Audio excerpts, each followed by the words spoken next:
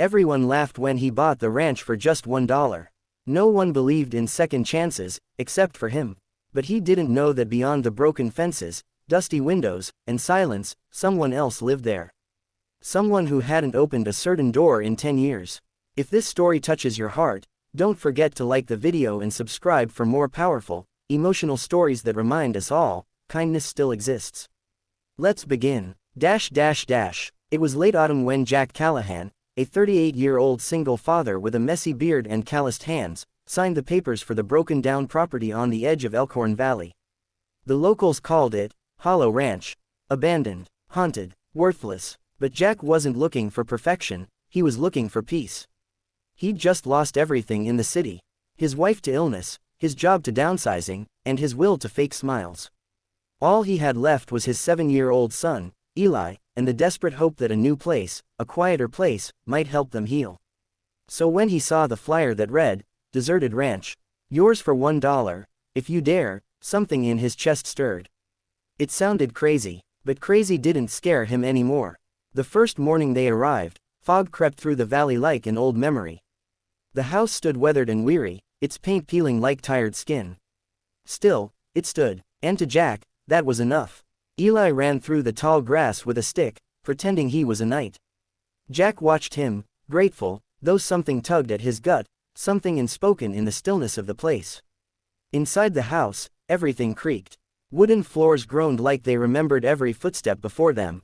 Dust thickened the air, and near the staircase, a single door was locked. Odd, every other room opened easily. This one had no key. Eli asked, "What's in there, Dad?" Jack just shrugged. "Maybe a pantry. We'll find out later." But as the weeks passed, that door stayed shut. Jack even tried a crowbar, but the door wouldn't budge, not broken, just resisting. Almost like it wanted to stay shut.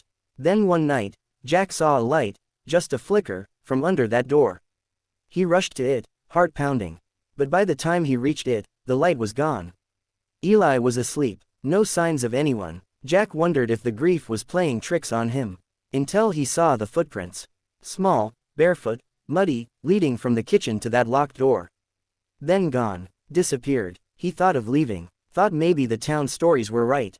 But then he met her. It was a rainy afternoon when Jack drove into town for supplies. Eli had a fever, and he needed medicine.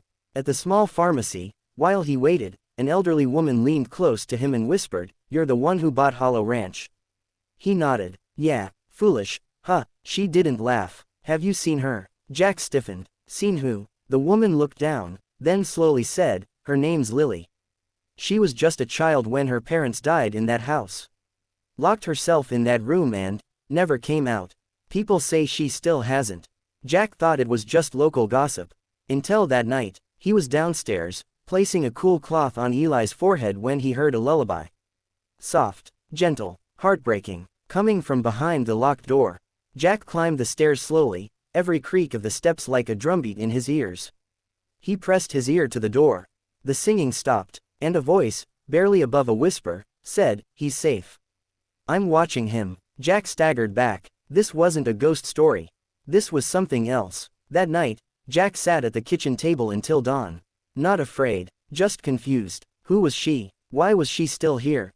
And why did she care about Eli? The next morning, Jack spoke aloud to the door. "I don't know who you are. But thank you, for watching over him." For the first time, the door clicked. Not open, just unlocked. Jack turned the knob slowly. Inside was a small room. Not dusty, not forgotten. A bed with a hand-sewn quilt. A window with a perfect view of the valley. And sitting in the corner, legs pulled to her chest, was a young woman, maybe early 20s. Pale, quiet, eyes full of storms. She looked at him. "You're not like the others," she said. Jack crouched slowly. "And you're not a ghost." "No." Her voice cracked. "I just didn't know how to leave."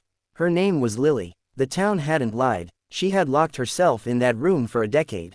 After the accident that took her parents, she was left alone. Social workers came. Strangers tried to help. But every time she opened that door, the world felt wrong. So she stayed, watching the seasons change, reading old books, listening to the wind, until Eli laughed in the garden. Until Jack sang off-key while fixing the barn roof. Until kindness, unspoken, simple, returned to that house. It took time, But Jack didn't push her. He made her meals and left them outside the room. She began leaving notes, then joined them at dinner. Quiet at first, then more. She taught Eli how to carve wood. He taught her how to make pancakes. Jack never asked her to explain the past. She never asked about his. They just lived, slowly, together, until one day, a man in a suit came from the city. He had papers. You bought the ranch illegally. It was under legal dispute. You have to vacate. Jack's heart dropped. He had nowhere to go. Eli cried, but then Lily stepped forward. I never left the property, she said. I still legally reside here. And I choose to transfer ownership to Jack Callahan. The man was stunned. Jack was speechless. You're giving it to me? He asked, voice cracking. She nodded. You gave me a reason to open the door. Now I want to open the world. The ranch stayed. So did Lily. And one summer morning, under a wild sky and blooming cherry trees, Jack placed a ring carved from the wood of the locked door on Lily's finger. Eli jumped into their arms. The ranch, once hollow, was finally full. Full of laughter, full of healing, full of love. And the locked door, it stayed open. To anyone who's ever felt broken, alone, or afraid to start over, remember, sometimes, the things we fear opening the most, hold the keys to our greatest healing. If this story touched your heart, give it a thumbs up, share it with someone who needs hope today, and subscribe for more stories that prove there's still magic in this world.